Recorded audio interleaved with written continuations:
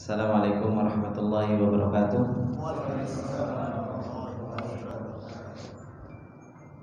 Alhamdulillah, salatu wassalamu ala rasulillah wa ala alihi wa sahbihi wa man tabi'ahum bi ihsanin ila yaumiddin.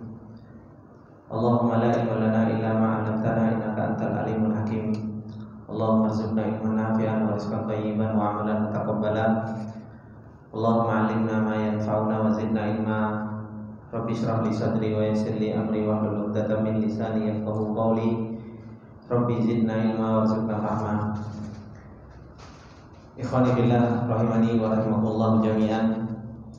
Alhamdulillah, puji dan syukur kembali kita panjatkan kepada Allah Subhanahu wa taala atas segala nikmat yang Allah Subhanahu wa taala tak henti-hentinya berikan kepada kita semua.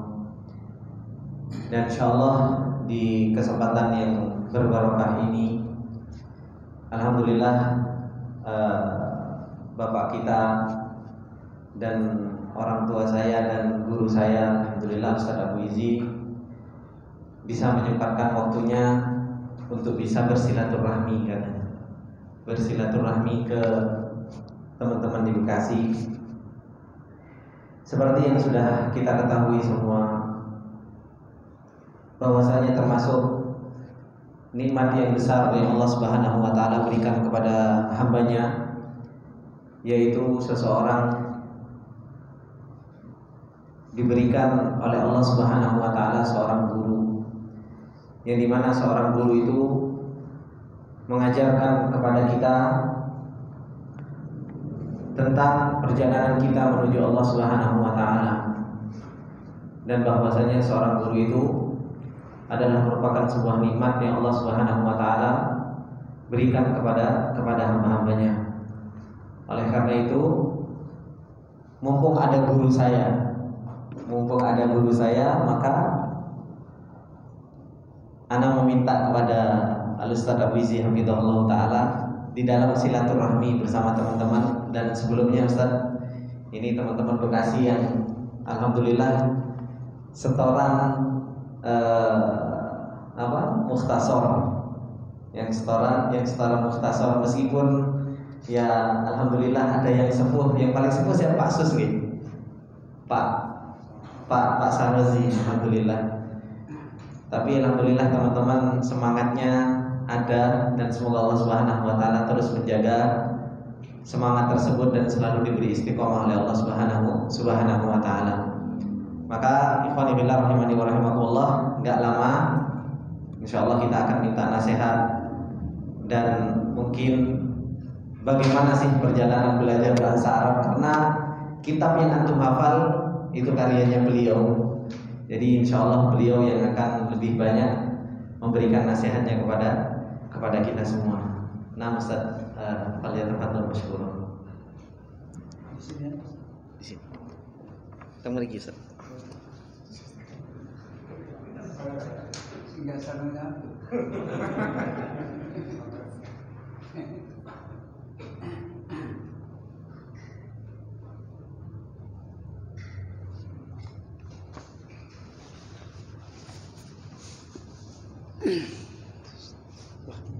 Kayak Ndoro ini duduk di sini.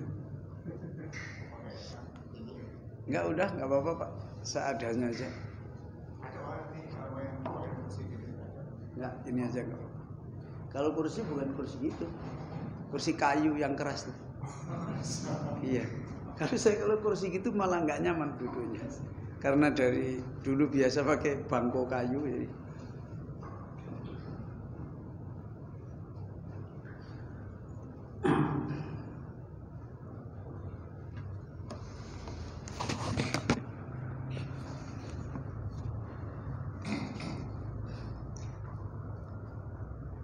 Bismillahirrahmanirrahim. Innal hamdalillah nahmaduhu wa nasta'inuhu wa nastaghfiruh wa na'udzu billahi min shururi anfusina wa sayyiati a'malina. May yahdihillahu fala mudilla lahu wa may yudlil fala hadiya lahu.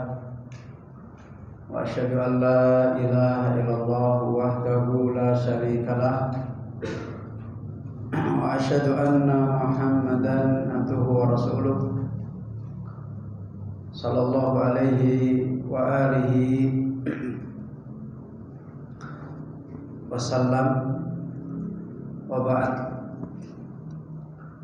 Bapak-bapak, ikhwani fiddin, para talabatul ilm, para satidah rahimani wa rahimakumullah jami'an. Alhamdulillah, Allah memudahkan kita, memberi taufik kepada kita di kesempatan yang mubarakah ini.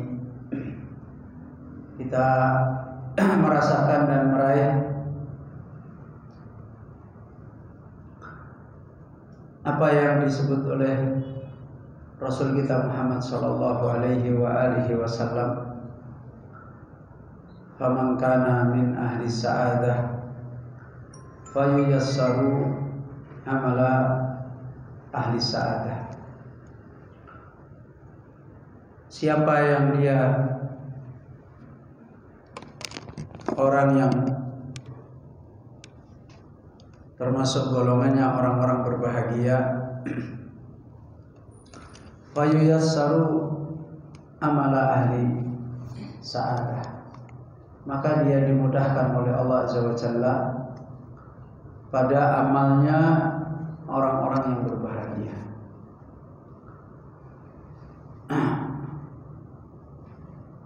Dan seperti itu juga Allah Azza wa Jalla telah berfirman, faman a'ta wattaqa wa saddaqa bil husna fasanuyassiruhu lil yusra. Allah akan punya muamalah khassah, punya maha berbuatnya Allah Azza wa Jalla kepada orang-orang khusus.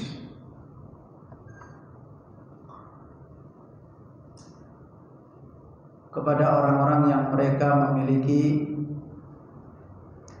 sifat-sifat yang dicontohkan oleh Allah, a'ta wattaqa wa saddaqa bil husna. Itu orang yang mau memberikan kehidupannya di jalan Allah, wattaqa bertakwa dan membenarkan al-husna. Yang secara khusus ini adalah amal-amal yang Allah Subhanahu wa taala ridhoi. Maka nilai yang sangat besar yang Allah sebutkan adalah fasanuyassiruhu lil yusra. Allah mudahkan dia di dalam kemudahan-kemudahan yang berkaitan dengan syariahnya Allah, kemudian lebih lanjut berkaitan dengan keridhaannya Allah, berkaitan dengan pertolongan Allah, berkaitan dengan pembelaan Allah, berkaitan dengan taufiknya Allah Azza wa Jalla, dan seterusnya.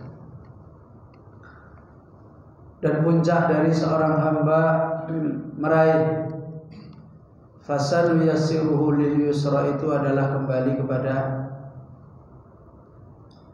yasrah sadrahu, kembali kepada ketika Allah memberi wasilah kepada dia, dadanya diberi nikmat secara khusus, yaitu afaman soroha, yaitu saroha sadrahu, yaitu orang yang dadanya dilapangkan oleh Allah Azza wa Jalla.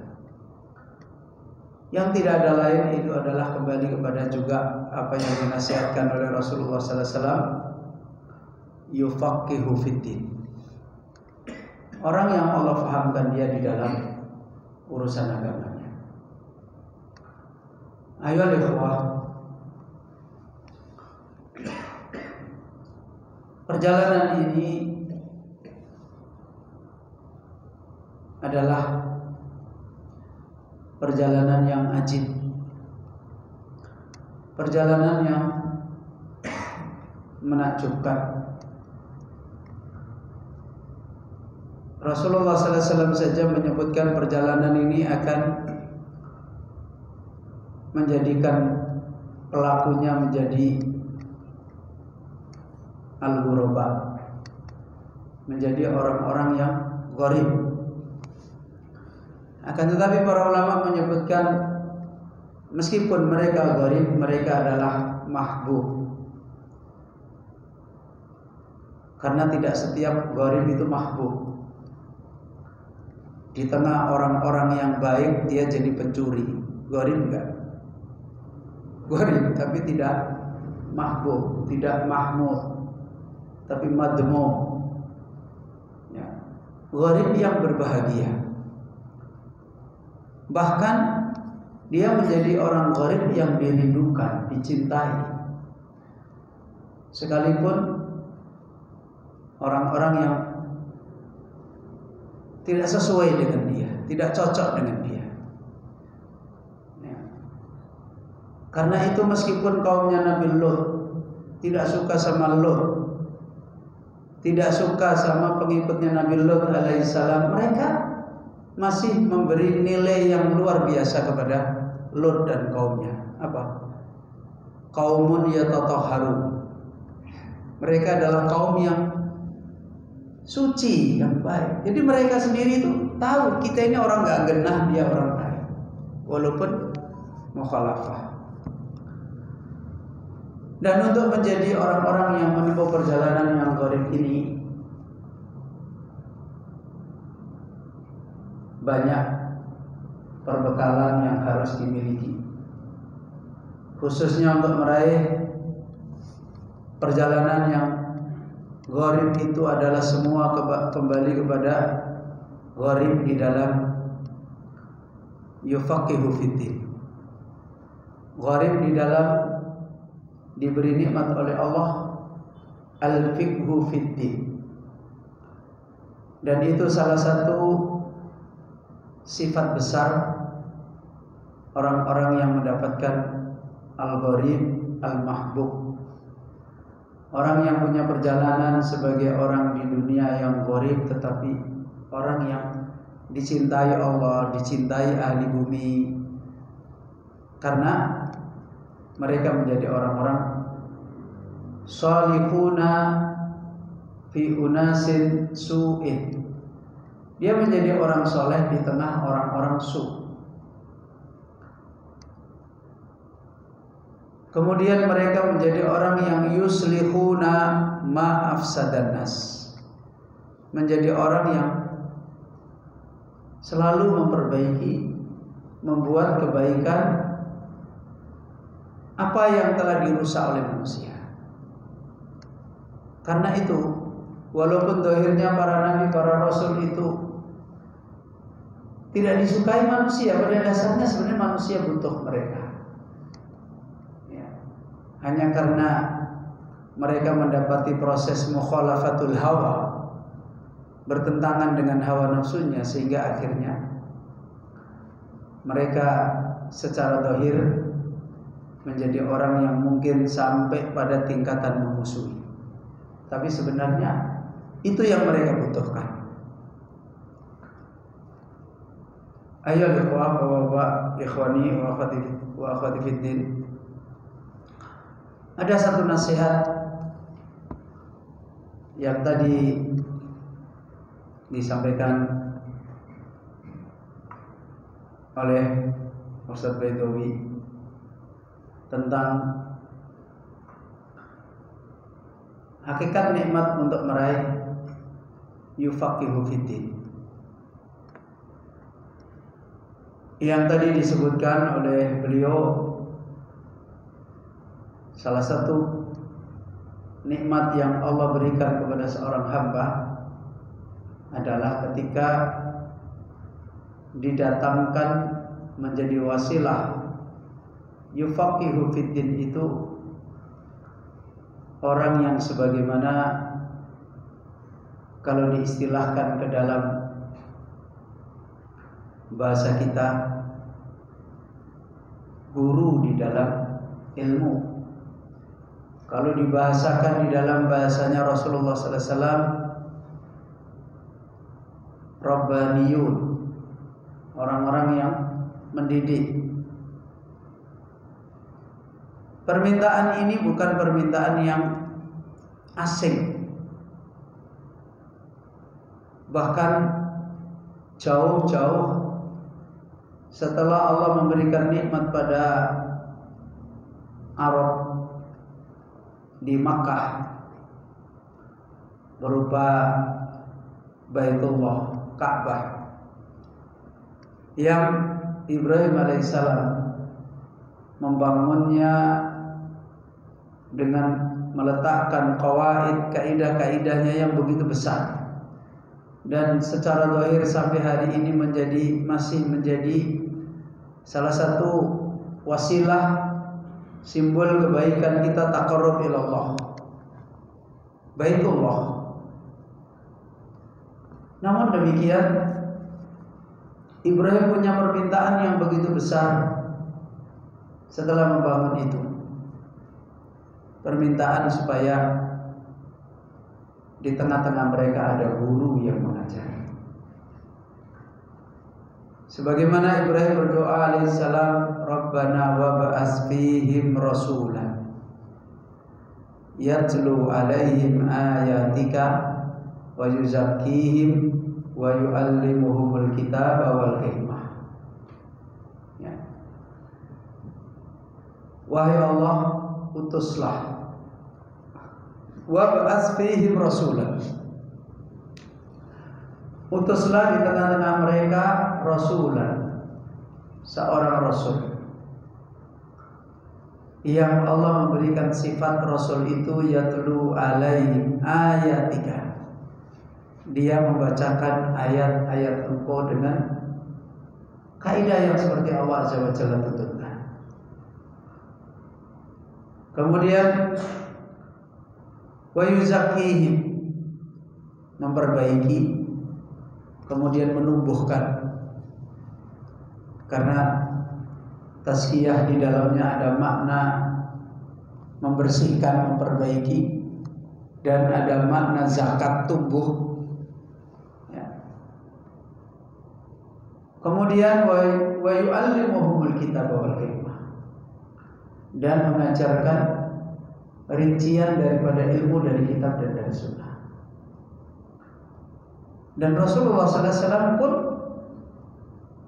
awkamakal, beliau berkata, ana da'watu Ibrahim, saya ini datang ini karena doanya Ibrahim.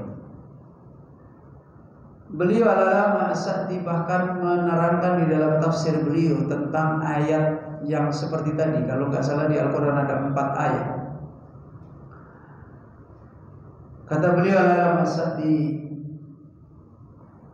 usulnya nikmat hidayah adalah orang yang mengajarkan agama Allah di atas manhaj rabbani, dan itu jauh lebih besar daripada Baitullah itu sendiri, daripada Ka'bah itu sendiri. Dan yang Masya Allah, di ayat yang lain yang semisal ayat itu, Allah menyebutkan ada kata-kata minhu. Ya. Jadi Allah menyebutkan di antara nikmat laqad manallahu, sungguh Allah telah menganugerahkan nikmat, id ba'atsa fihim rasulan minhum, ketika Allah mengutus seorang rasul minhum, dari jenisnya mereka. Bahkan ditambahkan lagi dalam banyak ayat, rasul itu adalah yamsuna fil aswaq, ya kan? Mereka berjalan di pasar. Sarah para ahlul ilm panjang lebar tentang masalah ini, seperti di tafsir Ibnu Katsir, di tafsirnya Syekh Sa'di. Salah satunya kenapa minhum? supaya transformasi ilmu itu banyak mendapatkan kemudahan dari jenisnya, cara berbahasanya dan sebagainya, cara membimbingnya, karena itu dari jenis mereka. Makanya sampai dicontohin mereka para rasul itu yamsuna fil aswaq, jalan ke pasar. Itu rincian dari Allah menyebutkan bagaimana sebenarnya begitu besar usulnya nikmat yufaqihu fiddin itu dari sana. Makanya kalau dulu istilah para ulama, salah satu syiar dulu para ahlul ilm itu ikhtiar suyuh. Ya bahasa dulu mencari guru. Ya. Dan bukan mencari guru berarti mencari orang yang sempurna, bukan. Mencari yang mereka punya sifat sebagai orang yang tadi yatlu alaihim ayatika wa yuzakkihim wa yu'allimuhumul kitaba wal hikmah. Ya. Ada satu riwayat yang ajibah dibawakan oleh Imam Ibnu Qayyim dalam kitab Ighasatul Lahfan, yaitu beliau mengisahkan bagaimana Al-Imam Ibnu Mas'ud.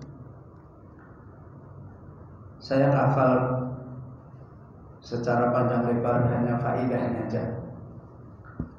Kata Ibnu Mas'ud, setelah Rasulullah SAW diwafatkan, maka saya kemudian berguru kepada manusia paling alimnya manusia waktu itu, yaitu Mu'adz bin Jabal. Sampai hatta yatawara fil ard, sampai beliau dikubur di bumi. Masya Allah. Padahal ini muridnya Rasulullah SAW. Ibnu Mas'ud itu Masya Allah, tasabuhnya dengan Nabi Muhammad SAW luar biasa. Namun begitu Rasulullah SAW diwafatkan, dia masih cari guru lagi. Ya, akhirnya beliau berguru kepada Mu'adz bin Jabal, sampai Mu'adz bin Jabal dia kuburkan di tanah. Setelah itu kata Ibnu Mas'ud, saya berguru lagi kepada Hudzaifah bin Yaman. Seperti itu, sehingga agama mereka dulu adalah benar-benar mereka meraih nikmat yufaqihu fiddin. Karena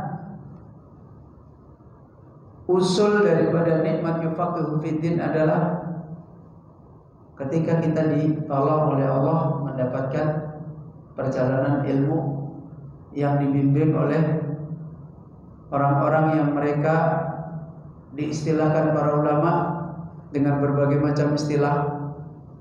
Ada kalau siapa itu muridnya Syekh Albani yang ada di mana? Syria, itu menyebut baqiyatus salaf. Orang-orang yang benar-benar akan menjadi punya tarbiyah yang baik adalah orang-orang yang mereka baqiyatus salaf. Baqiyatus salaf itu, kalau kata baqiyah itu orang yang tersisa. Salaf berarti salafus saleh. Jadi padahal dia orang sekarang, bukan dulu. Karena mereka punya kehidupan ilmu seperti para salafus saleh, maka diistilahkan oleh orang-orang belakangan istilah baqiyatus salaf. Huwa min baqiyatis salaf, kan? Ya, Syekh Muhammad Al-Abbasi beliau menyebutkan seperti itu. Ketika waktu itu beliau menyebut orang-orang alim seperti Syekh bin Baz, Syekh Albani, Syekh Muqbil. Kenapa? Ia melihat kehidupan mereka, baik kehidupan dunianya, perjalanannya, perjuangannya, mendidik muridnya, dakwahnya, udah seperti generasi salafus saleh. Dan itu salah satu nikmat yang dinasihatkan oleh para ulama dengan istilah aqrabut thariq. Paling dekatnya jalan ilmu, ya, adalah ketika kita ditolong oleh Allah punya perjalanan dengan orang alim yang dia menjadi wasilah bagi kita untuk meraihkan perjalanan yufaqihu fiddin. Dan begitu juga Rasulullah SAW di dalam hadis Jibril yang panjang juga begitu, di mana Rasul memberi tanbih tentang Jibril alaihissalam yang kedatangannya sampai akhirnya para sahabat tercengang semua,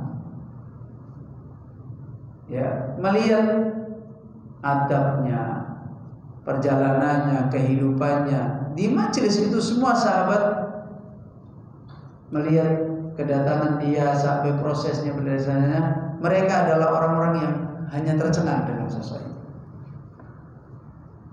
Namun di akhir Rasulullah SAW langsung memberikan tanbih. Ya. Manis sa'il, hal tadri, apakah engkau tahu siapa yang bertanya? Mereka tidak ada satupun yang tahu. Mereka mengatakan Allahu wa Rasuluhu a'lam. Kemudian Rasul sendiri yang akhirnya berkata, hada Jibril. Ini tadi Jibril. Kenapa enggak dari awal Rasul? Ini Jibril datang nih bertamu. Kenapa enggak? Kenapa di akhir? Ya.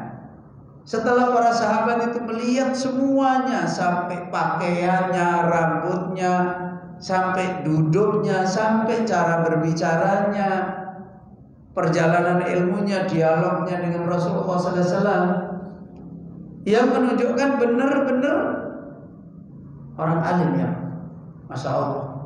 Dan Jibril itu datang dari mana? Sahabat saja bingung. La yura alaihi atharus safar. Tapi dia orang asing. Jauh-jauh, ibaratnya sahabat Muhammad ini orang jauh datang ke sini bermajlis, dan seperti itu bermajlisnya. Sahabat heran semua. Dari sisi perjalanan itu sudah menancap di sini. Ya, kita heran. Para sahabat semua mengatakan kita heran. Akhirnya Rasulullah SAW mengatakan hada Jibril. Kalau bicara Jibril, ma'ruf sahabat, wahyu sering datang Jibril yang bawa. Tapi Rasul tidak sedang memberitahu ini Jibril, selesai kan? Rasul memberitahu atakum yu'allimukum dina. Dia datang kepadamu untuk mengajarkan, mendidik agama kalian. Itu yang kemudian dikomentari oleh para ulama seperti Syekh Salim bin Al-Hilali, hada tanbihun minan Nabi sallallahu alaihi wa alihi wasallam. Ini adalah peringatan dari Nabi sallallahu alaihi wasallam agar orang-orang yang ingin mendapatkan nikmat ilmu din itu dia menghadapkan wajahnya ke orang-orang alim yang punya perjalanan ilmu seperti itu. Itu dinasihatkan oleh beliau Syekh Salim dalam kitab Hilyatul Alim Al-Muallim wa Bulughatul Talib Al-Muta'allim. Ayo ikhwah, dan dari sana kita banyak sekali kalau kita kembali kepada petunjuk Allah, petunjuk Rasul tentang masalah ini, dan lebih-lebih lagi di hari-hari di mana kita mendapati apa yang kita dapati, semakin jauhnya kita berjalan di atas hidayah, semakin merasakan kita adalah orang-orang yang ditakdirkan oleh Allah berbeda dengan apa yang banyak terjadi. Salah satu hal yang menjadi kekuatan kita adalah manakala kita diberi oleh Allah nikmat meraih orang yang bisa menemani perjalanan hidayah kita, yaitu pendahulu kita di dalam ilmu. Sampai Al-Imam Ibnu Al-Qayyim menyebutkan termasuk kita butuh punya kedekatan kepada pendahulu kita di dalam ilmu. Lebih khusus lagi adalah yang sudah meninggal dunia. Itu sampai Ibnu Qayyim menerangkan seperti itu. Lebih khusus lagi adalah kita butuh kepada orang-orang yang mereka telah mendahului kita, jasad mereka sudah tidak ada, tapi mereka sepertinya hidup di tengah-tengah kita. Dari sisi perjalanannya, dari sisi perjuangannya, dan seterusnya. Ini salah satu kepentingan besar kita untuk meraih perjalanan ilmu. Maka beliau Ibnu Qayyim bahkan menasihatkan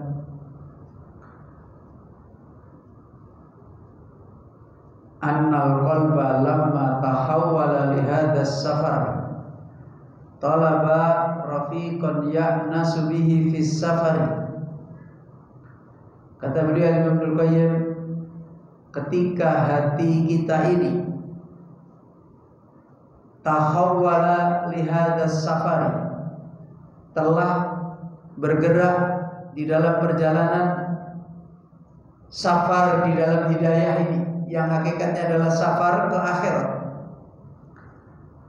maka sudah umumnya orang berjalan.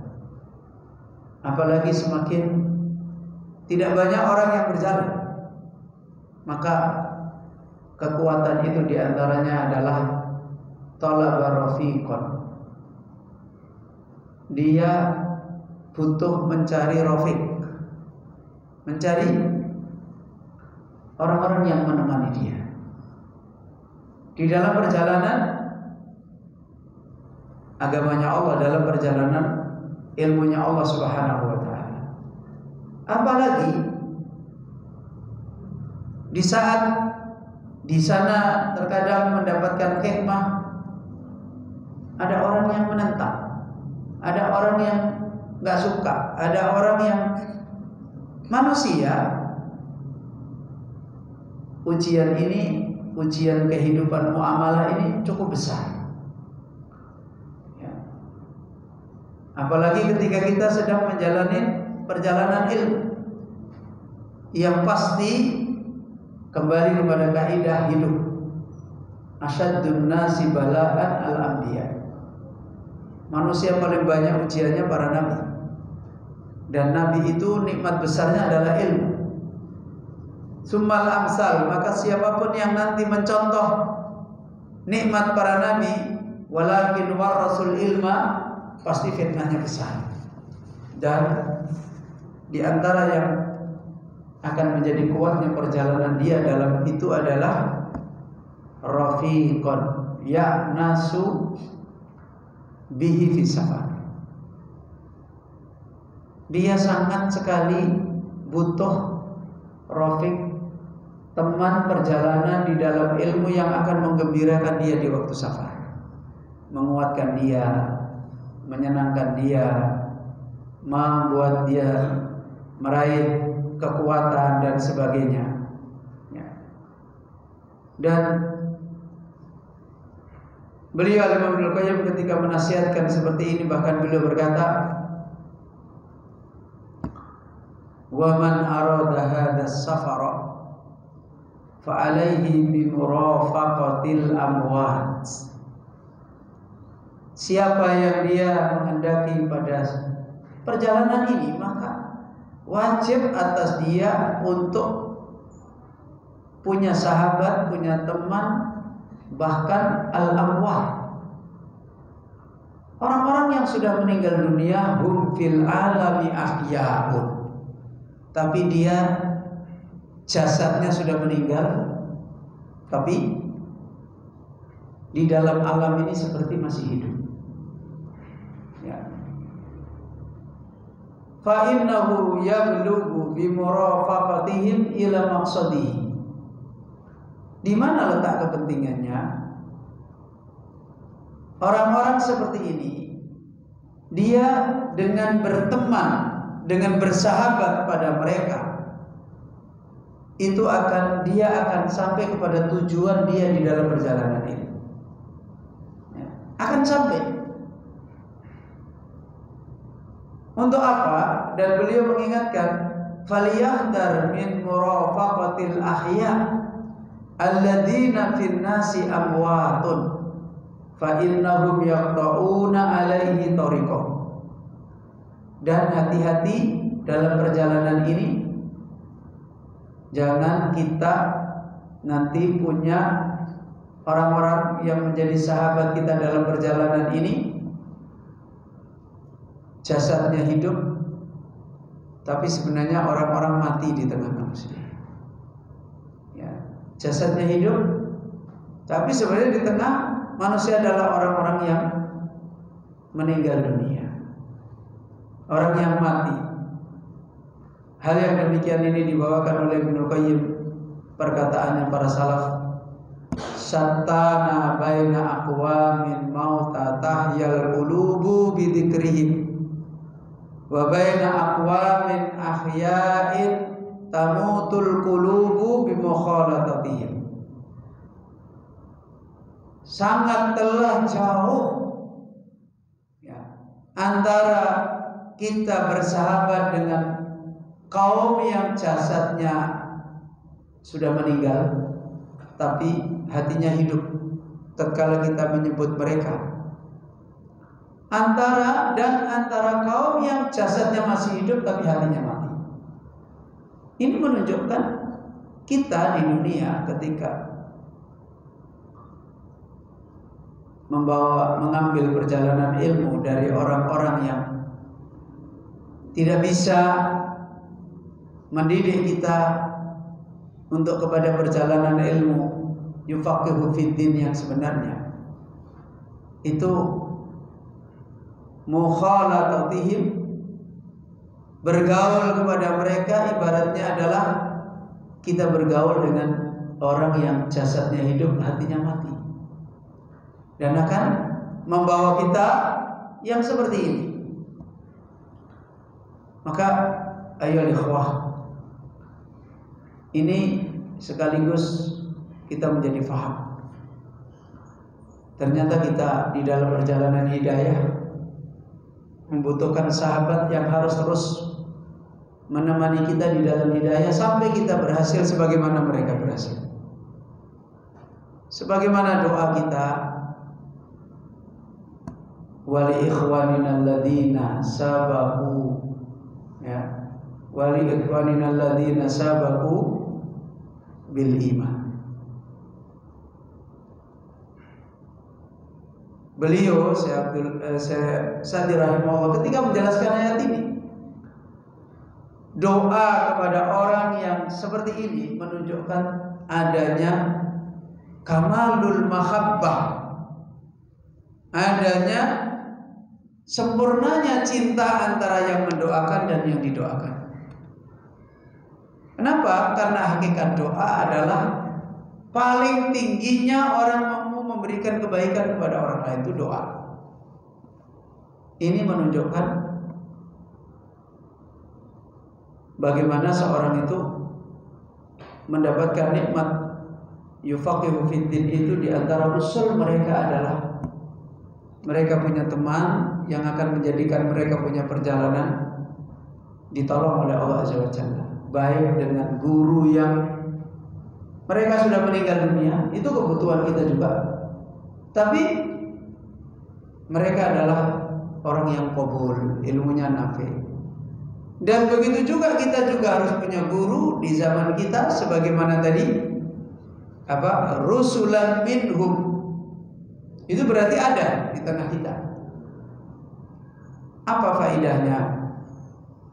Guru yang masih hidup bersama kita adalah yang tahu kehidupan kita di zaman kita, yang tahu kita ini siapa, beliau siapa, kemudian bagaimana menyampaikan ilmu, bagaimana mendidik ilmu, itu yang tahu. Begitu juga kita tidak hanya butuh beliau saja, kita juga butuh guru, orang-orang yang zahirnya tidak ada di tengah kita, tapi kehidupannya kita merasakan ada. Hanya itu yang Allah ingatkan, wa hasuna ulaika rafiqa. Mereka itulah apa? Hasuna ulaika, paling baiknya sebagai teman kita di dalam nikmat, yufaqihu fiddin. Dan Rasulullah SAW juga mengingatkan, yahmilu hadzal ilma min kulli khalafin uduluhu. Ilmunya Nabi ini setiap generasi dibawa oleh orang-orang adilnya. Dan dari sana beliau, yaitu Syekh Abdul Salam bin Barjas, mengingatkan, berarti di sana ada pembawa ilmunya Nabi yang tidak punya sifat ini. Dan itu yang banyak sering menjadi fitnah perjalanan hidayah manusia. Ini satu sisi faedah yang saya tambahkan dari apa yang tadi disampaikan oleh Ustaz Baitawi. Kemudian salah satu hal yang tadi disinggung oleh Ustaz Baitawi adalah masalah wasilah kita mendapatkan yufaqihu fiddin. Selain nikmat kita diberi guru, yaitu ketika kita diberi oleh Allah lisanul ilmi, diberi oleh Allah nikmat bahasa ilmu. Kita tahu, Bapak Ibu yang dirahmati oleh Allah, sudah banyak diterangkan para ulama. Di antara begitu cepat sekali dulu para sahabat itu mendapatkan tafaqquh fiddin, mendapatkan yufaqihu fiddin. Di antaranya adalah ketika Allah Azza wa Jalla mendatangkan hidayah yang harus tafaqquh ini di lisanihim, dengan bahasa mereka. Dan begitu besar masalah ini dipahami oleh para salaf, di antaranya Ali bin Abi Thalib radhiyallahu anhu. Ketika sudah mulai banyak orang-orang ajam, orang yang bukan Arab, masuk Islam, Ali khawatir, ya, ini nanti bisa terjadi banyaknya halangan-halangan tafaqquh, ya. Apalagi sudah banyak para sahabat-sahabat yang ahli ilmu din, orang-orang Arab, orang-orang Quraisy wafat, sehingga Ali pun punya kepentingan kepada lisanul Arab, ya, kepada salah satu wasilah tafaqquh fiddin, yaitu lugatuddin, bahasa yang Allah pilih untuk menyampaikan hidayah, untuk menyampaikan maksud-maksud hidayah. Kita jadi ingat, sering kali juga saya sampaikan, Bapak-bapak insya Allah juga sering mendengar hadis tentang jariyah. Jariyah, apa jariyah? Budak wanita yang hendak dimerdekakan, oleh tuannya ketika itu. Kemudian tuannya datang kepada Rasulullah Sallallahu Alaihi Wasallam. Kemudian Nabi Sallallahu Alaihi Wasallam memanggil, bawa aja budak itu ke sini. Maka ditanya oleh Rasulullah Sallallahu Alaihi Wasallam, Aina Allah. Pertanyaannya jelas pakai bahasa Arab. Aina Allah? Allahu fis sama. Dia menjawab, Allah fis sama. Man ana anta Rasulullah sallallahu alaihi wasallam. Dan lihat, Rasul langsung memberikan tahqiq tentang imannya dia. Ya kan? Aktikha, merdekakan dia. Fa innaha mu'minah. Ya. Dan Rasul menguji dengan ujian iman secara ilmu. Ya. Secara ilmu diuji oleh Rasul imannya.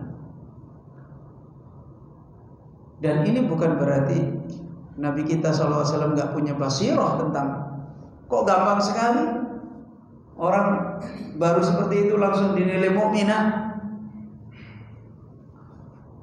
Ada satu faidah yang saya pernah dapatkan dari kalimatnya salah seorang ulama sunnah, yaitu beliau Syekh Nasiruddin Al-Albani rahimahullah ketika mengomentari hadis ini. Apa kata beliau? Hada madrasatus salaf. Ya. Asfalunas ya'rif. Inilah madrasahnya salaf. Paling rendahnya manusia saja tahu ilmu yang besar. Beda dengan madrasahnya orang belakangan. Bahkan orang itu sudah punya perjalanan ilmu dengan atribut yang tinggi. Ditanya tentang ini saja bingung. Bahkan menyalahkan pertanyaannya. Ya. Sekarang yang kita petik, ketika beliau Al-Albani menerangkan ini madrasah salaf, berarti bahasa kita, budak ini belajar enggak? Ya? Belajar enggak? Belajar. Kalau enggak belajar, ya, di antaranya Nabi bertanya tentang ilmunya dan dia bisa menjawab. Kemudian beliau Al-Albani menerangkan ini madrasah. Madrasah itu apa kan? Ya tempat belajar kan gitu. Ya cuma kan madrasah salaf dengan madrasah kita beda. Kalau madrasah kita kan harus ada akte notaris. Kalau madrasah salaf di mana-mana ya. Enggak pakai peresmian, enggak pakai protokol macam-macam, enggak ada. Setiap saat berjalan madrasah itu. Pondok pesantren ada enggak di zaman itu? Ada. Wong sering ada sab, beberapa pemuda itu tinggal bersama Nabi sampai berbulan-bulan. Itu kan pondok pesantren. Cuma enggak ada yayasannya gitu. Ya. Kemudian Rasul cerdas melihat ini kayaknya udah pada bingung-bingung nih, kan begitu. Udah kamu pulang nih, ketemu keluarga, pulang. Nanti ilmu yang kamu dapati ajarkan.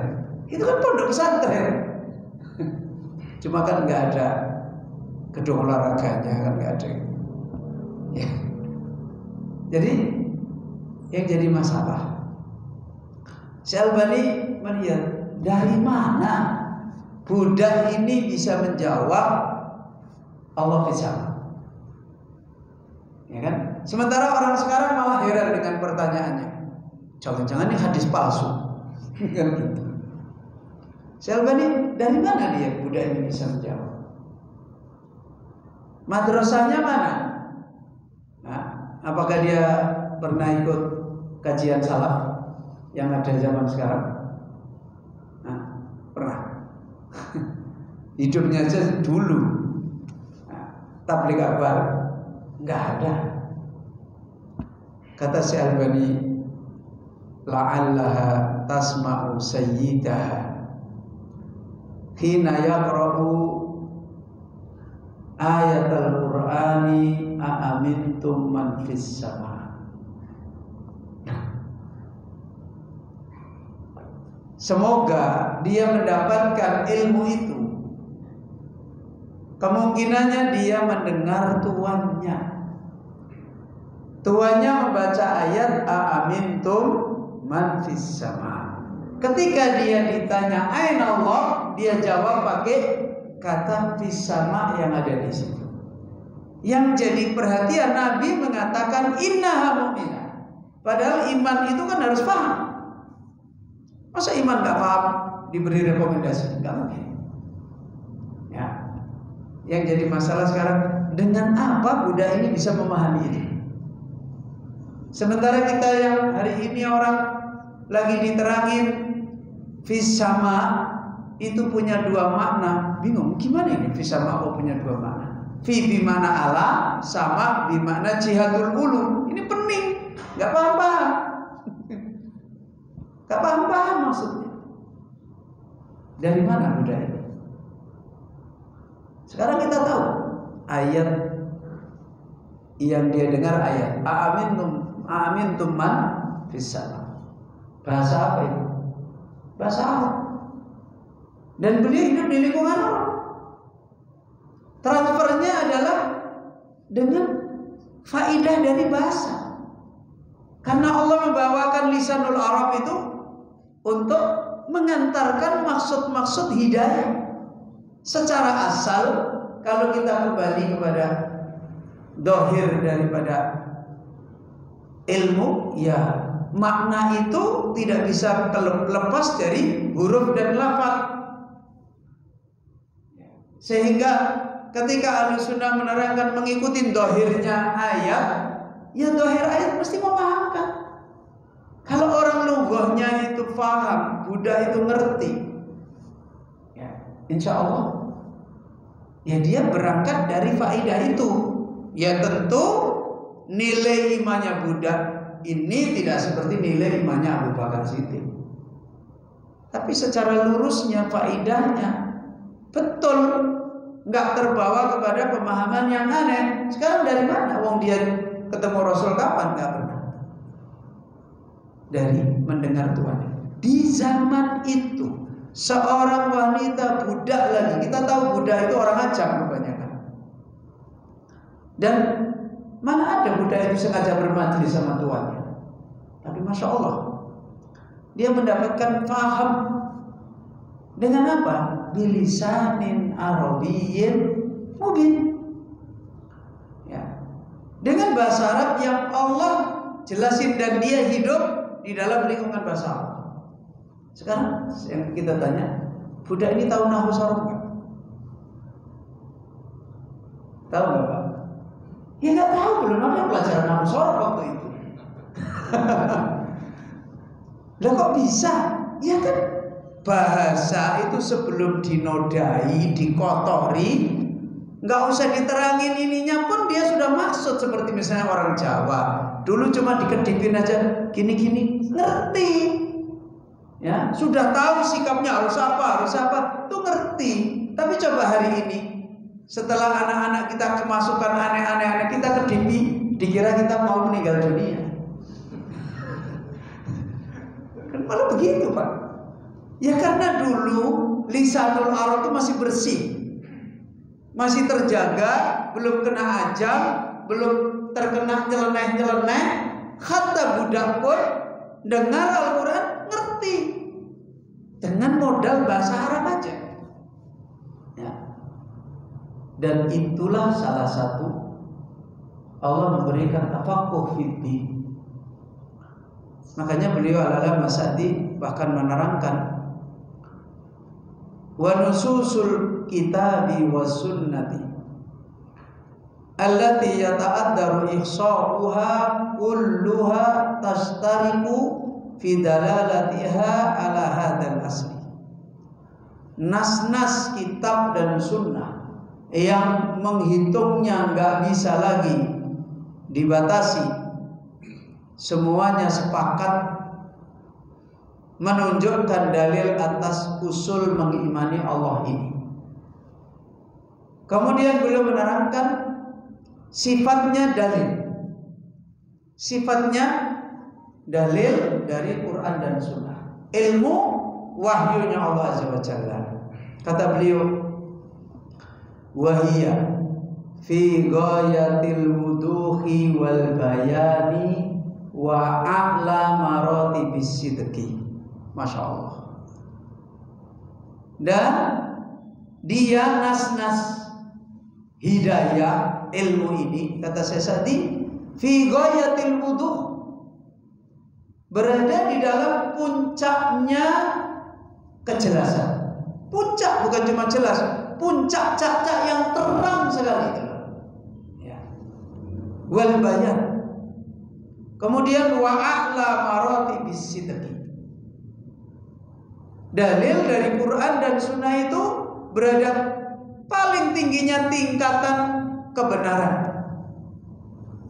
Apa iya? Loh, kita buktinya sekarang belajar Quran dan Sunnah orang dong-dong gitu. Itu bukan Quran dan Sunnahnya, kitanya yang deng-deng. Al-Qurannya sih nggak dong, kitanya nggak dong, itu bukan Al-Qurannya. Sebagaimana ulama mengatakan apa? Al-haqqu kasyamsi. Matahari itu seperti apa? Kebenaran itu seperti apa? Matahari. Kalau orang nggak bisa melihat matahari, bukan matahari itu nggak benar, nggak terang, tapi mendung atau meripati belen, kan begitu.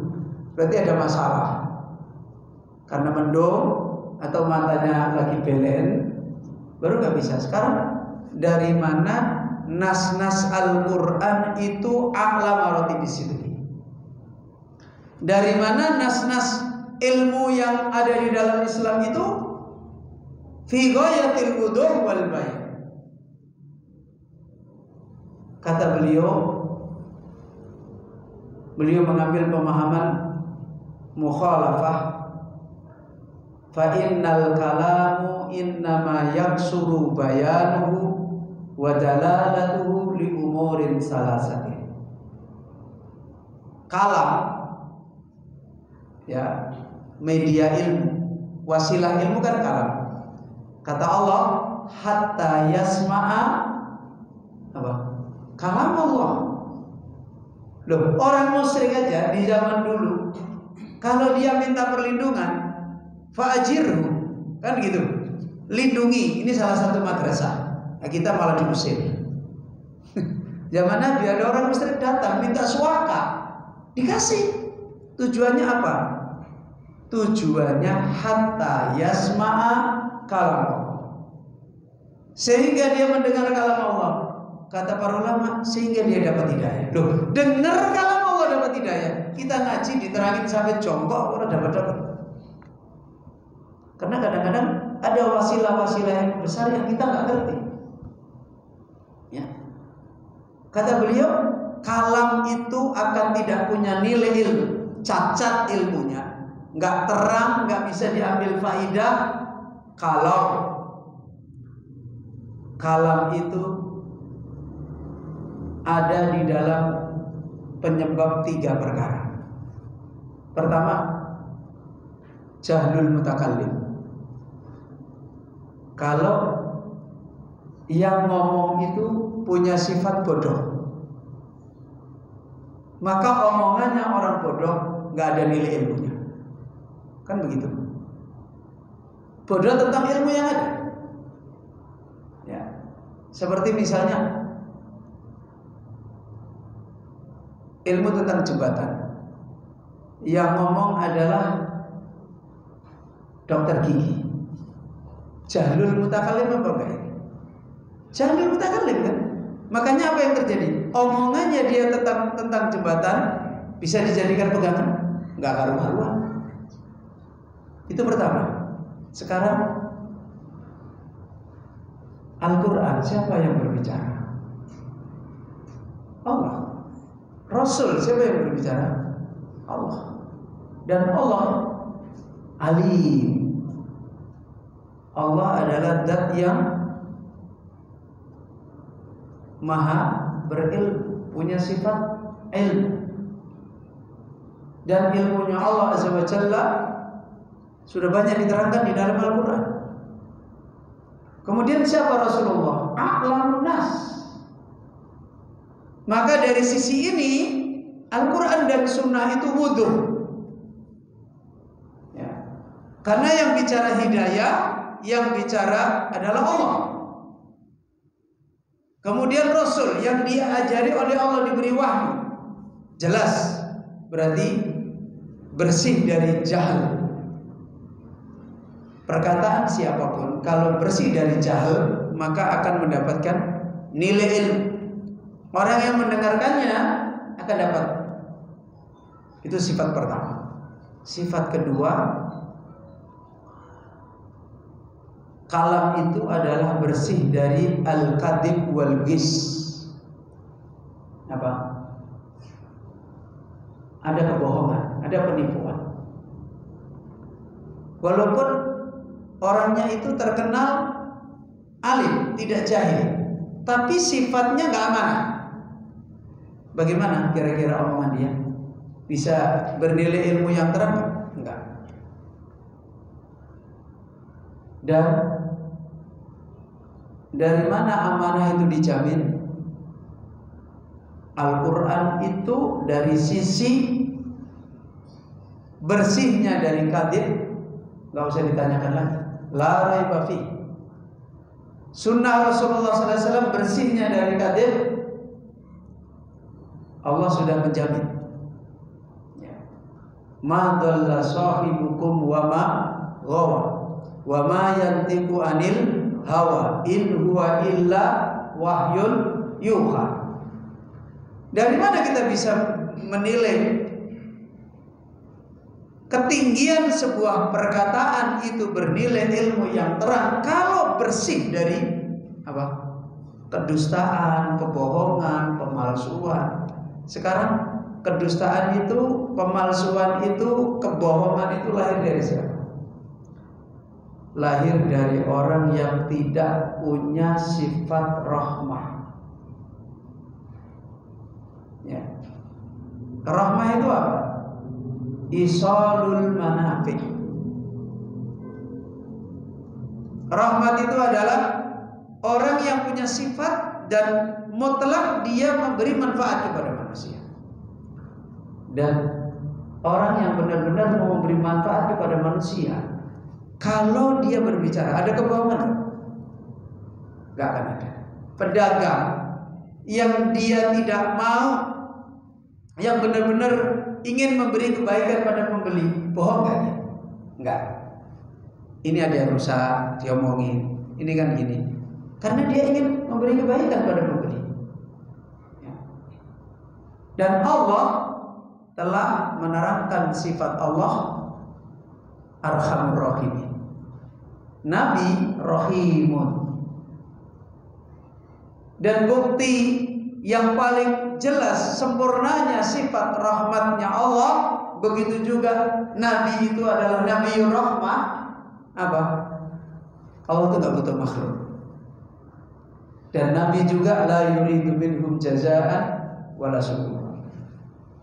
Manusia yang seperti ini, Allah Rabbul Alamin yang begini, tidak akan terjadi khianah fil ilmi.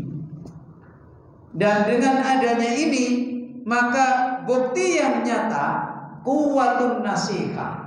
Allah itu sangat kuat memberi nasihat kepada makhluk. Rasul itu juga sangat kuat memberi nasihat pada makhluk. Dan Al-Quran dan Sunnah Nabi begitu kuat sekali memberikan nasihat kepada makhluk. Dari sini akan berada ilmu itu utuh. Ilmu itu baik. Apa itu? A'la maratib bisina. Kalau orangnya sudah alim, dan makanya lihat kalau ada ulama sudah ilmunya masya Allah dan dia zuhud, nggak butuh pujian orang, nggak butuh ini, la yurid. Lihat kalau dia ngomong, lihat kalau dia ini kuat sekali. Nah, kuat sekali dia mendidik, memberi, menuntun kepada manusia, kuat. Sebagaimana para ulama-ulama kita. Dan dia memang ingin menyayangi manusia. Makanya ngelihat ini, oh ini harus dinasihati di sini. Tidak ada sesuatu yang harus dikurang, bahkan dia memberi lebih. Itu menunjukkan orang alim yang tidak ada padanya al-kadbu wal ghis. Ya. Dan Al-Quran dan Sunnah berada pada puncaknya sifat ini. Kemudian yang ketiga, yang terakhir, ilmu kalam itu akan mengalami kerusakan di dalam ilmu, tidak utuh, tidak terang. Kalau kalam itu keluar, omongan ilmu itu keluar, ada mufasohati wa bayanihi. Kalau bahasa ilmu itu tidak fasahah, enggak fasih, enggak bayan, enggak terang, enggak jelas. Dan Allah memilih bahasa Arab ini menjadi bahasa fasahah, menjadi bahasa bayanul hidayah. Dan dari dulu orang mendapatkan bukti nyata ketika mereka paham Arabiyah dengan benar, sebagaimana kata Umar, ya, tafaqahu al-Arabiyah, ya, a'ribul Quran fa innahu Arabiyyun. Dari dulu ulama itu begitu cepat mereka mendapatkan paham. Seperti yang kita contohkan tadi, budak saja dengan modal Arabiyah paham. Abu Jahal paham Al-Quran enggak? Gimana Pak? Abu Jahal paham Al-Quran enggak? Paham. Dengan modal apa? Belajar tafsir? Enggak. Arabiyah. Ya. Orang-orang musyrik kebanyakan mayoritas paham. Ya. Dengan apa dia? Apakah dia belajar akidah sunnah? Enggak. Al-Quran aja yang sampai ke mereka sunnah. Dengan apa? Bilisanin Arabiyyin mubin. Makanya satu hal yang harus kita ambil faidah dalam masalah ini. Satu keprihatinan yang terjadi, banyaknya kegagalan mendapatkan tafaqquh fiddin. Yang sebenarnya itu adalah Allah siapkan secara mutlak, sebagaimana tadi budak itu awamnya manusia. Di hari itu punya tafaqquh. Padahal madrasahnya cuma jadi budak. Ya. Dan coba kita lihat, perhatikan. Kejahilan sebagaimana yang ada kebanyakan mereka jahilun binususil kitab wa sunnah min haitsul murad. Jahilnya mereka, bodohnya mereka dengan nas-nas kitab dan sunnah dari sisi apa? Allah ma arada Allah wa arada Rasul itu apa?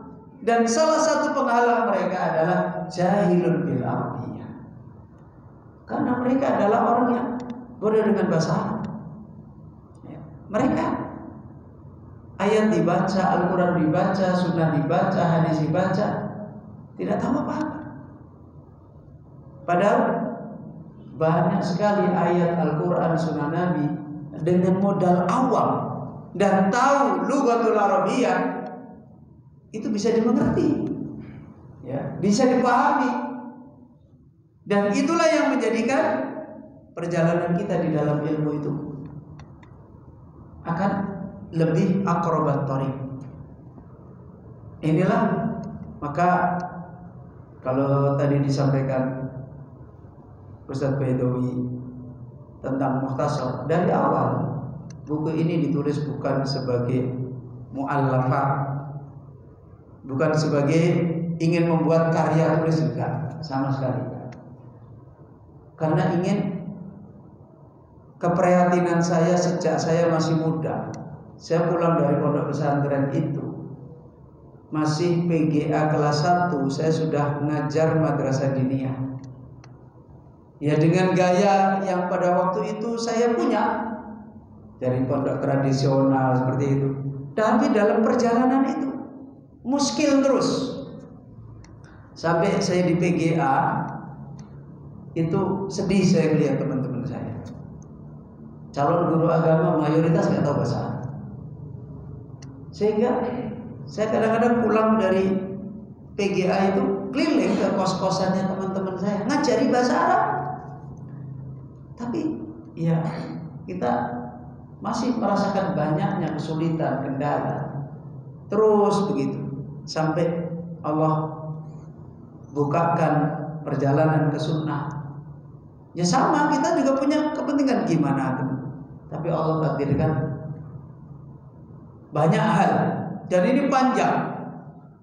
Sampai ketika di Kendari, saya teringat waktu itu ada kelompok dakwah yang sering bujuk-bujuk saya. Kamu punya ilmu banyak, harusnya kamu khuruj, gitu, supaya orang dapat berkahnya. Saya bilang enggak. saya lebih baik ngajar murid 5, 10 nggak apa-apa. Tapi jadi orang yang punya ilmu yang baik.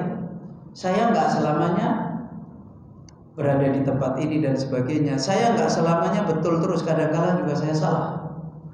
Kalau saya punya murid, nanti kalau ada orang memfitnah saya, dia yang akan berbicara. Kalau saya ada yang kurang, dia yang akan betulin. Karena dia punya ilmu. Kalau dakwah seperti kamu, saya jadi dapat orang-orang yang kagum sama saya aja, tapi nggak punya ilmu. Nanti kalau sudah melihat saya tidak baik, bencinya sama saya luar biasa. Enggak, saya enggak gitu. Saya mau ngajar. Nah, waktu awal-awal beberapa anak-anak di sana mulai ngaji sunnah waktu itu, saya jadi berpikir, ini kalau saya biarin, saya nggak bimbing menuntut ilmu yang benar, ya kalau saya bisa terus menerus itu. Kalau enggak, akhirnya mereka saya panggil beberapa anak, dan itu mantan anak-anak deker. Itu anak deker. Deker itu kalau di sana tembok bom yang ada di pinggir-pinggir jalan tuh. Di gang biasanya dibangunin tembok untuk duduk-duduk, tongkrongan lah, anak tongkrongan sampai jam 11 malam, 12 malam. Nanti kalau ada rambut panjang lewat sweet kan gitu. Nah itu anak tongkrongan. Terus ngaji. Ya. Kemudian habis itu saya bilang, kalian belajar bahasa Arab. Wah, itu apa Ustaz? Saya ini kan latar belakang saya orang umum. Wong dia sarjana ekonomi. Saya nggak pernah tahu gitu-gitu itu. Wah, susah, nggak mungkin. Saya bilang enggak, kamu harus belajar. Karena enggak selamanya saya ada di sini, kamu harus tahu dan sebagainya. Terus gimana? Udah, kamu mau belajar. Akhirnya waktu itu saya buatin daurah. Mereka sudah mau, saya yang bingung. Saya mau ngajar gimana? Mereka anak-anak latar belakangnya seperti itu, mondok ora dan sebagainya kan gitu. Saya mikir itu gimana? Apa saya ajar kayak zaman dulu itu? Ya begitu-begitu terus. Akhirnya saya mencoba menfokuskan gimana saya mengajar dia. Saya kumpulin persoalan-persoalan, masalah-masalah yang ada selama ini, kemudian metode ulama menjelaskan, mengajarkan, terus perjalanan saya sendiri dulu di pondok, dulu di PGA, saya kumpulin dengan berbagai macam ini, akhirnya saya putusin. Pertama, saya tidak akan ngajar mereka dengan silsilah. Silsilah maksudnya berlanjut gitu loh. Kitab ini dulu, lanjutin kitab ini, nggak mungkin. Bilang, kalau saya ajar silsilah, mereka mau belajar aja sudah alhamdulillah, kan gitu. Terus, tapi kalau mereka itu tidak bisa menikmati ilmu yang saya ajarkan, tidak sampai, jadi beban juga bagi mereka. Kalau mereka hanya mendapatkan secuil bahasanya, nggak utuh, ini masalah lagi nih. Jadi gimana ya? Akhirnya saya nyimpulkan, kalau gitu mereka harus cukup dapatnya, tapi nggak bertele-tele. Terus saya memahami kalau begitu kitab-kitab silsilah ini harus terserap dengan prosentasenya yang betul. Ya, misalnya kitab dasar, ya kayak Jurumiyah, ini harus terserap. Tapi ini nggak cukup. Nanti ketika ketemu kitab-kitab seperti ini, ini butuh lagi. Kalau dia harus nyambung lagi. Terus saya mikir, ini kalau gini berarti kaidah dasarnya pakai ini, kemudian harus ada tambahan yang cukup. Maka kemudian ini di Mutamimah secara umum cukup. Kemudian juga perlu ditambahkan beberapa hal yang itu memang penting, seperti dari kitab Ibnu Aqil. Akhirnya saya mencoba metodenya seperti Jurumiyah, tapi ada beberapa faidah yang harus diraih. Nah, itulah saya mulai. Dan waktu itu gimana ya, mereka ini akhirnya saya buatin waktu itu bukan satu buku begitu. Pagi sampai zuhur saya mempersiapkan, saya nulis. Masih ada tulisan tangan saya. Ya, saya nulis. Terus begitu mereka zuhur datang, ini fotokopi. Ustaz, hanya itu? Ya udah, ini aja dulu pelajari fotokopi. Senang dia karena cuma satu halaman.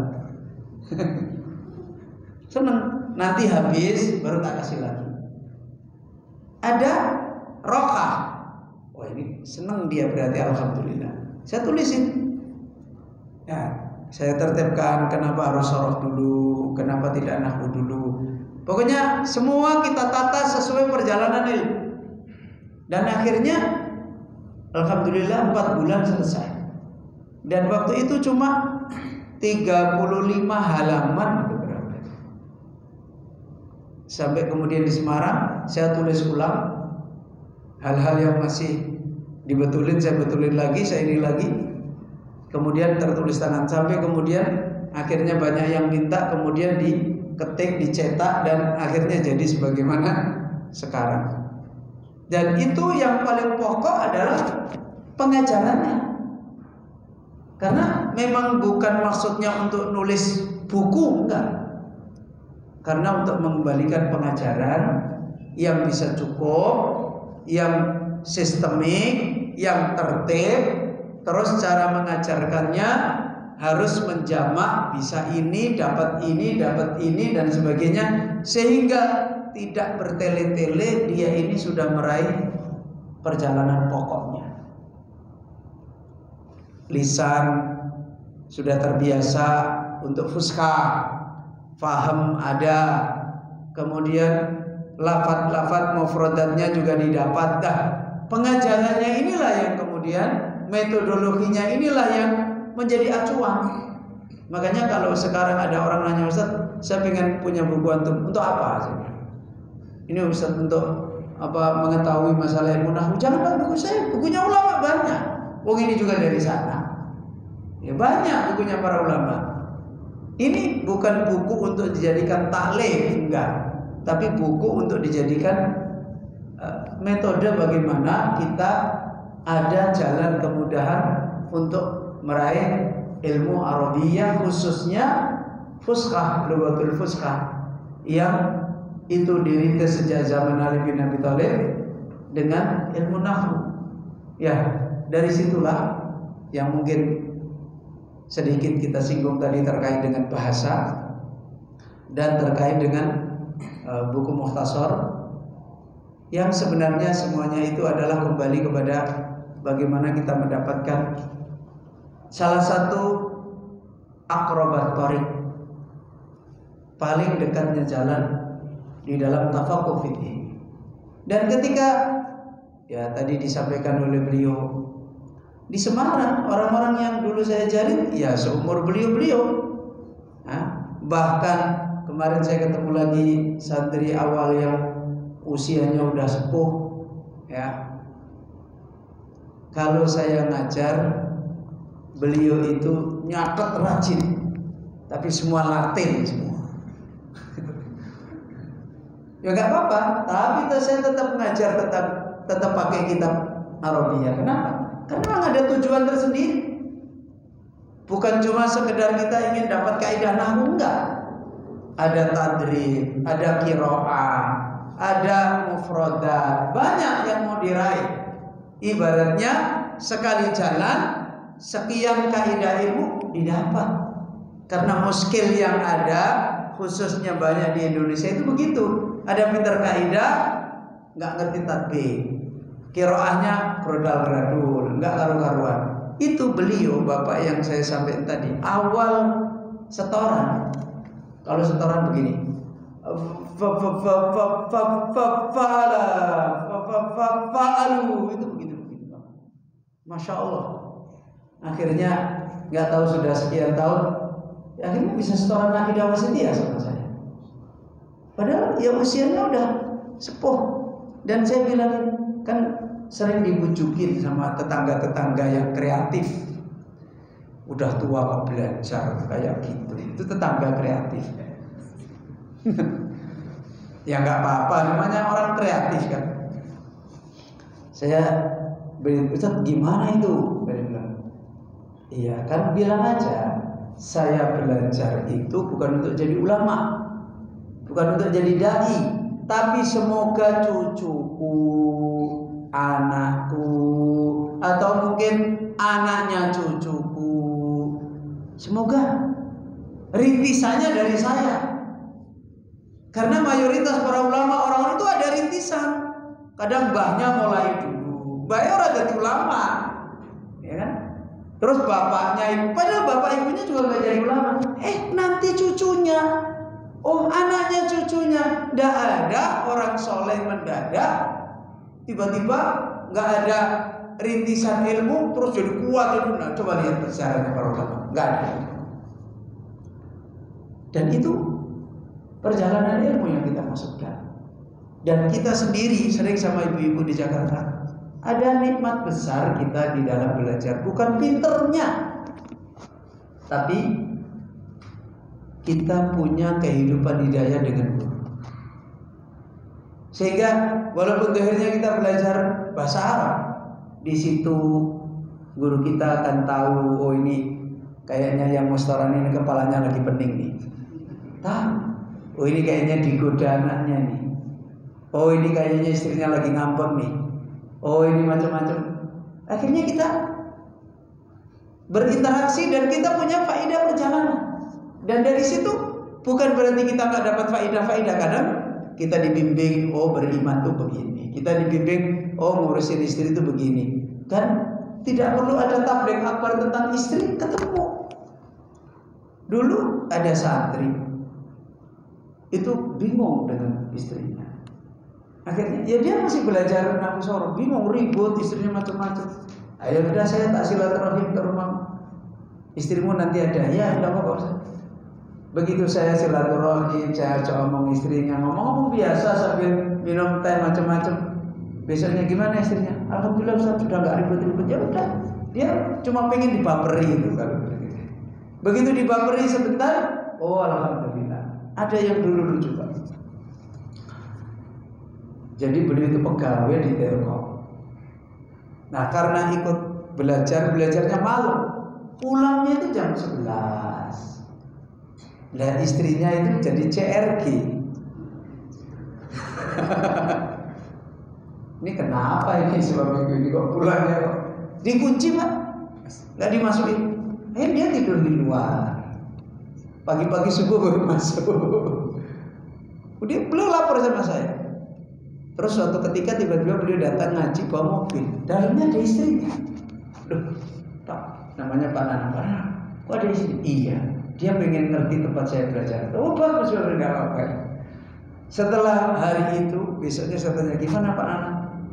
Oh sekarang saya ditungguin sampai jam 1 Ustaz. Waduh, Masya Allah. Berarti kemarin dicurigai Pak Nana dapat. Saya bilang Masya Allah. Itu hikmah semua perjalanan. Kelihatannya kita, tapi ya ilmu itu dulu Nabi dan para sahabat itu dalam kehidupan seperti itu. Ya, dan inilah salah satu kenikmatan kebahagiaan kita di dalam perjalanan ilmu. Saya kadang-kadang jadi sedih Pak. Ada di pondok pesantren, Ustaz murid saya ini mau belajar itu sulit, berat Ustaz. Jadi pengennya berhenti. Saya bilang, padahal muridnya antum umurnya berapa? Umur SMP, SMA itu umur belajar apa enggak? Iya, kenapa? Itu tanya tuh ibu-ibu di masjid tuh. Umur berapa tuh yang belajar? Umur 60. Apa dia pintar-pintar? Kan enggak. Tapi kok betah? Berarti ada yang membuat betah, ada yang membuat nyaman, ada yang membuat kerasan. Apa itu? Apa pinternya? Enggak, sulitnya bukan main, dia enggak paham-paham. Tapi ada kehidupan perjalanan ilmu yang dia terbimbing, punya kehidupan dengan gurunya, ada perbaikan. Itu yang menjadikan mereka nyaman, roha. Lah kalian anak santri, gurunya di situ, kok ya pada pegel? Itu kan berarti dia enggak roha. inilah berarti ada yang nggak benar dalam perjalanan ini. Jadi kadang-kadang inilah ibrah yang begitu besar. Ya, maka ya tadi saya sampaikan hakikat kita mempelajari bahasa Arab ini. Terus terang aja Pak, saya ketika ngajarin ini di Semarang, begitu juga di Kendari. Saya itu bukan hanya mikirin anak-anak ini nanti bisa baca kitab. Salah satunya betah suwe. Oh, betah suwe. Kuat lama. Makanya saya kasih contoh-contoh di dalam nahwu itu masalah imam, masalah manhaj, masalah adab ayat ini. Nanti di tengah ngajar itu saya jelasin. Akhirnya mereka dapat ini. Akhirnya pelan-pelan walaupun dohirnya bahasa Arab, manhajnya diperbaiki, akidahnya ketemu. Terus menghadapi perjalanan hidupnya dapat bimbingan supaya mereka kuat menjalani belajar lama. Ya, itu salah satunya. Ini dikumpulin banyak persoalan-persoalan metode yang mau dilaksanakan di dalam perjalanan ilmu. Maka hakikat buku Mukhtasar ini seperti itu. Dulu ada ya ustadz, tapi juga kalau saya sih manggilnya ya karena biasa saya panggil teman biasa, tapi di hadapan orang lain ustadz. Saya biasa manggilnya namanya aja. Dia bilang, Ustaz, itu madrasah di Semarang aja belum, ibaratnya belum ada bangunannya. Kata Ustaz, kayaknya buku antum ini bagus Ustaz. Terus maksudmu apa? Saya cetak ya. Terus, ya biar laku keras. Enggak, aku nggak butuh buku laku. Saya tahu maksud. Nanti setelah kamu cetak, kamu ajak saya keliling. Presentasi tentang buku ini. Untukmu banyak, aku yang sengsara, muridku yang hancur. Dia bilang enggak, saya enggak akan nyetak menurut mau. Saya cetak sesuai keperluan saya ngajar kepada murid saya. Kalau dipakai itu saya pakai, tapi kalau enggak ada. Jadi memang dari awal kita maksudkan itu untuk menjadi wasilah thalabul ilmi. Ya, menjadi bagaimana mendapatkan faidah dalam ilmu Arabiyah yang sekarang ini sudah larinya arahnya kemana kita juga gak tahu. Dan kita juga udah berkali-kali bagaimana membuktikan ya dirasah manhajut ta'allum yang banyak terjadi di mana-mana.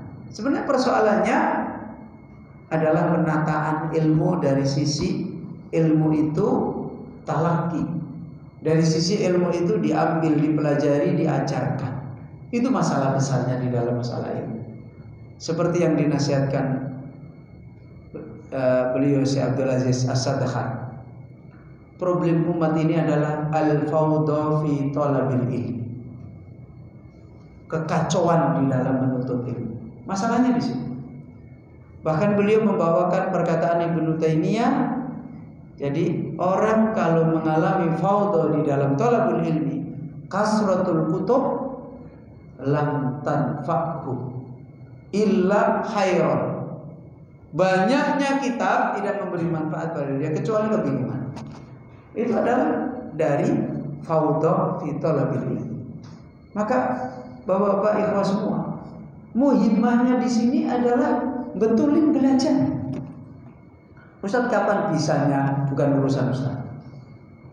Ya. Kalau belajar kita betul, lurus, wattaqullah wa yu'allimukumullah. Kapan? Kapan itu bukan urusan kita. Perjalanan ulama lihat. Ada yang namanya fathah itu saat belajar, ada fathah itu nanti. Allah memberi ilmu dengan hikmah Allah. Ya, dengan pantas kita nggak dipilih oleh Allah. Perjalanin, jangan tanya kapan saya pintarnya. Dan tidak mungkin disia-siakan oleh Allah. Masa orang thalabul ilmi belajar dengan baik disamain dengan orang yang enggak mungkin. Cuma nggak perlu tanya kapan saya bisa, karena itu fiilnya Allah. Masa kita nanya fiilnya Allah? Allah yang yu'allimukum, Allah yang ngajarin, Allah yang memahamkan. Yufaqihu, itu fa'ilnya Allah. Nah kalau fa'ilnya Allah kok tanya kapan? Nah ini salah besar. Dalam manhaj Ahlussunnah salah. Allah yang berbuat kok kita tanya. Berarti sama saja, ya Allah kapan kau pintarkan saya? Ini kan nggak betul. Jadi jangan yang dipikir kapan saya pintar, enggak. Makanya dulu guru saya juga gitu. Kamu jangan bicara kapan pintar. Nanti ada saatnya Allah memberikan kamu faham. Jadi kita hanya disuruh berdoa, ikutin perjalanan ilmu yang betul. Dan itu manhajnya Ahlussunnah. Dari dulu seperti itu. Ya. Yang kemudian belakangan berubah. Jadi manhaj yang takil ila anfusina. Seakan-akan nek gurunya A pintar. Kalau saya pintar, ini nggak disadari. Memangnya guru yang berbuat pintarkan dia. Ini Mu'tazilah tanpa disadari. Sebab itu untuk taqarrub ila Allah. Belajar yang betul, yang lurus. Itu sebagai ibadah. Makanya Syekh bin Baz sampai mengatakan tidurnya penuntut ilmu supaya di majelis ilmu tidak ngantuk ibadah. Itu maksudnya. Kita betulin perjalanan ilmu. Adapun ilmu diberi oleh Allah, Rabbana ftah bainana wa baina qaumina bil haqqi wa anta khairul fatihin. Makanya ada istilah fathun. Dan ini pernah disinggung salah seorang ahli ilmu ketika beliau menerangkan apa? Tuluz zaman. Apa tuluz zaman? Imam Syafi'i kan mensyaratkan menuntut ilmu itu tuluz zaman. Apa tuluz zaman? Panjang waktunya. Kata sebagian alim-alim, orang kalau nggak paham perkataan Imam Syafi'i ini gagal menuntut ilmu. Kenapa? Tuluz zaman. Umurku piro? Padahal ulama nuntut ilmu selawe tahun, 20 tahun. Lah aku ini sudah 70 tahun. Besok mati nih. Oh nggak mungkin saya. Udahlah nggak usah saya tak jadi penggembira saja. Lah ini sok tahu kapan ilmu itu dikasih oleh Allah. Kata beliau Syekh Saleh, betul syarat nuntut ilmu itu tuluz zaman. Tapi siapa dikasih ilmu itu kapan? Urusannya Allah. Tidak ada hubungannya tuluz zaman dengan diberi oleh Allah faham ilmu. Diberi ilmu oleh Allah faham itu dengan muradnya Allah, dengan iradahnya Allah. Dan Allah punya hikmah. Ada tuluz zaman, memang itu syarat talabul ilmi. Mempersiapkan diri untuk tidak membatasi ilmu. Aku tak belajar seminggu aja. Enggak. Makanya ulama dulu mengatakan al-ilmu wazifatul umur. Ilmu itu salah satu tugas umur perjalanan kita. Udah, ambil bagian kehidupan kita dengan ilmu. Dipilih oleh Allah, itu hikmah dari Allah. Kapan? Hikmahnya Allah. Dan itu yang harus dibetulkan di dalam belajar. Dan itu yang menjadikan kita kuat belajar. Ada jamaah kata dia, kamu paham nggak? Belum. Kamu kok masih terus? Ya kan ibadah. Kan selesai. Memang saya belum difahamkan, tapi saya tetap berjuang. Nanti dipahamkan, besok di akhirnya juga dipahamkan. Nah, ini satu hal yang harus. Karena nanti kadang-kadang bapak-bapak lagi, Ustaz aku nggak ngerti-ngerti gimana. Kayaknya aku memundurkan diri aja deh. Nah, karena nggak ngerti-ngerti. Nah ini, saya sering bilang nuntut ilmu bukan untuk ngerti. Nuntut ilmu itu untuk ibadah. Ngerti itu pemberian. Ada waktunya Allah memberi. Nggak mungkin orang yang punya perjalanan sama sekali nggak ditolong oleh Allah. Hanya waktu yang Allah Maha tahu hikmahnya seorang hamba ini difahamkan. Itu Allah yang Maha tahu hikmahnya. Nah, ini yang tadi kita sebut. Sebenarnya buku Mukhtasar ini lebih banyak kepada bagaimana menata kita di dalam thalabul ilmi, dalam belajar, dalam kita mengajarkan ilmu dan seterusnya. Ini saja yang insya Allah saya bisa sampaikan terkait dengan apa yang disampaikan oleh Ustaz Baidawi, yang semoga ya, Allah Subhanahu wa taala yusabbit, ya, meneguhkan kita, menolong kita punya istiqomah di dalam yuyassaru amala ahli sa'adah, khususnya salaka tariqan yaltamisu fihi ilman. Dan sebagaimana kita tahu, kehidupan kita di dalam ilmu ini adalah kehidupan istisnaul hasan, pengecualian yang baik dari Allah. Kata Allah, illa dzikrullah, kecuali peringatan kepada Allah, wa ma wallahu, dan yang digunakan untuk menguatkan peringatan, au muallimun au muta'allim, ya. Orang yang belajar dan orang yang mengajarkan ilmunya Allah, dan orang yang belajar ilmunya Allah Azza wa Jalla. Ini insyaallah, dan saya mohon maaf jika banyak kekurangan dan khilafan. Dari saya cukup, dan waktu kembali ke Ustaz Bedawi tadi sudah menyampaikan. Subhanaka Allahumma bihamdika asyhadu an la ilaha illa anta astaghfiruka wa atubu ilaik.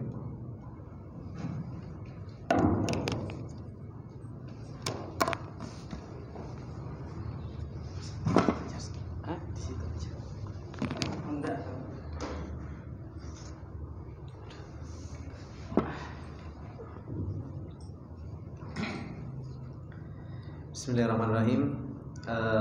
Jazakallahu khairan Ustaz Abu Izi atas nasihat dan motivasinya juga kepada kita semua, dan semoga kepada teman-teman semua, dengan apa nasihat yang beliau sampaikan kepada kita semua tentang nikmat yang Allah Subhanahu wa taala berikan kepada kita, ketika Allah Subhanahu wa taala memudahkan langkah kita untuk kita bisa thalabatul ilm, dan kita bisa mempelajari lisanul Arab, yaitu bahasa Arab yang Allah Subhanahu wa taala turunkan hidayah ini dengan bahasa tersebut, yang menjadikan kita terus berusaha dan mempunyai istihad dan bersungguh-sungguh, sebagaimana yang dinasihatkan oleh Imam Syafi'i, bahwasanya